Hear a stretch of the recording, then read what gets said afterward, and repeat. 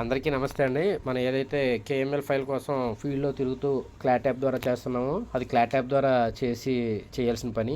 ఆ విధంగా కాకుండా కూడా మనం టెక్నికల్గా ఫీల్డ్లోకి మనం ఉన్న ఊర్లోనే ఏ బోధ ఎంత పడవు ఎక్కడి నుంచి ఎక్కడికన్నది మీ అందరికీ కూడా మనకి నాలెడ్జ్ ఉంది.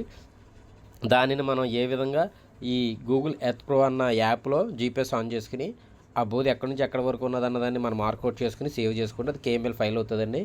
ఆ పని లొకేషన్ కూడా మనం పెట్టుకునేటప్పుడు పలానా సుబ్బారావు గారు ఉంటే అప్పారావు అని రాయడం జరుగుతుంది లొకేషను. అదేవిధంగా ఆ బోధి పొడవు ఎంత వెడల్పు ఎంత అన్నది ఆల్రెడీ మీ దగ్గర తీర్మానాల్లో మీ దగ్గర డేటా ఉంటుంది కాబట్టి ఈ విధంగా ఆ వర్క్కి సంబంధించిన డేటాను కూడా మనం చేసి కేఎంఎల్ ఫైల్లో చేసి మనం సేవ్ చేసుకున్నట్టయితే మనం ఈజీగా కూడా ఇప్పుడు ఏదైతే యుక్తధారలో ప్లాన్ చేసుకునేటప్పుడు ఆ కేఎంఎల్ ఫైల్ ద్వారా వాటిని చేయడానికి ఈజీ అవుతుంది అనేసి ఒకసారి చెప్తున్నాను. ఎవరి విలేజ్లో వాళ్ళ వర్కులు కంప్లీట్ చేసుకుంటే ఈజీగా మనం యుక్తదారిలో ఈ మ్యాప్ అని గీయచ్చు. ఒకసారి నేను చెప్తాను, ఒకసారి అందరూ కూడా ఇది అవి చూడండి, చూసి ఒకసారి ప్రాక్టీస్ చేస్తే కూడా అందరికీ వస్తుంది. ముందుగా మనం దాంట్లో జీపీఎస్ ఆన్ చేసుకున్నాం. గూగుల్ ఎర్త్ ప్రో అన్నది ఓపెన్ చేస్తామండి. గూగుల్ ఎర్త్ ప్రో ఓపెన్ చేసిన తర్వాత ఈ విధంగా మనకి ఆల్రెడీ చేయాల్సినవి ఉంటాయి. ఇక్కడ ఎప్పుడైతే గూగుల్ ఎక్స్ప్లోర్ అని కొడితే మనం ఉన్న లొకేషన్ కనిపిస్తుంది. అదేవిధంగా మనం మ్యాప్ ఏదైనా చేసుకుందంటే ఇప్పుడు మెజర్ అనేది చేసుకుంటే అండి యాడ్ మెజర్ అని వస్తుంది. యాడ్ మెజర్ అని వచ్చినప్పుడు ఈ తెల్లగా కనిపిస్తున్నది పాయింట్ ఉంది కదండి, ఆ పాయింట్ని ఇప్పుడు నేను ఇక్కడ కాదు కాబట్టి ఇక్కడ వదిలేశాను. తర్వాత మనం ఎక్కడైతే పాయింట్ పెట్టుకుంటామో అక్కడికి వెళ్ళి మెజర్ అని కొట్టి ఆ పాయింట్ దగ్గర పెట్టుకుని ఫర్ ఎగ్జాంపుల్ చూపిస్తాను చూడండి. ఈ సెంటర్ నుంచి ఈ చెరువు ఉంది కదా, ఈ చెరువు చుట్టూ ఒక పంట బోధ అనుకుంటే మనం పంట బోధని ఏ విధంగా మ్యాపింగ్ చేయొచ్చు అన్నది చూపిస్తాను. అదేవిధంగా ఇప్పుడు మనం ఈ బోధి చెరువు పక్కనే ఉందనుకుందామండి. ఈ రోడ్ చెప్తున్నాను, ఇదిగో సెంటర్లో స్టార్ట్ పాయింట్ ఇదిగో 0. తర్వాత మనం ఎన్ని మీటర్లు వెళ్తున్నామో అన్ని మీటర్లు కూడా అది ఇలాగా స్క్రీన్ కదుపుకున్న పనం అయితే అది మనకి ప్రాపర్గా చూపిస్తుంది. అది కదుపుకుని ఇదిగోండి ఇక్కడ పాయింట్. ఒకవేళ ఆ బోధి కొంచెం టర్నింగ్ తిన్నప్పుడు టర్నింగ్ ఇవన్నీ మీకు అందరికీ తెలుసు.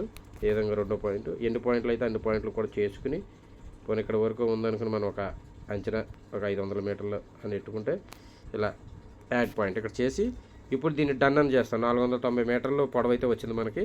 ఇలా డన్ చేస్తాం. ఇది సేవ్ ప్రాజెక్ట్ అని కొడితే అప్పుడు మనల్ని ఇది కేఎంఎల్ ఫైల్ ప్రాజెక్ట్ అంటే ఒక ఫైల్ని తీసుకుంటాం ప్రాజెక్టు. దీని పేరు ఏంటంటే టెస్ట్. ఫర్ ఎగ్జాంపుల్ పాలకొల్లు అనేసి చెప్తున్నాం, ఇది టెస్ట్. దీని టైటిల్ అనమాట. ఇందులో ఎన్నైనా చేసుకోవచ్చు. ఓకే, ఈ విధంగా చేసిన తర్వాత డన్ కొడతాం. డన్ కొట్టిన తర్వాత ఈ విధంగా మనకు వస్తుంది. ఇప్పుడు దీన్ని మనం చేసుకుని బ్యాక్ వచ్చేస్తే ఇదిగో టెస్ట్ పిక్చర్ టెస్ట్ అనేది 100 మ్యాప్స్ అంటే మ్యాప్స్ ఎన్ని చేస్తున్నాం అన్నది కూడా మనకు వస్తుంది. ఇక్కడ దీన్ని ఈరోజు తారీఖు వేసుకుని 27/03/2026 ఈ విధంగా వేసుకుని ఎఫ్సీస్ అని పెట్టుకుని సేవ్ చేసుకుంటే ఈ విధంగా ప్రాజెక్ట్ మనకి ఇది అవుతుంది.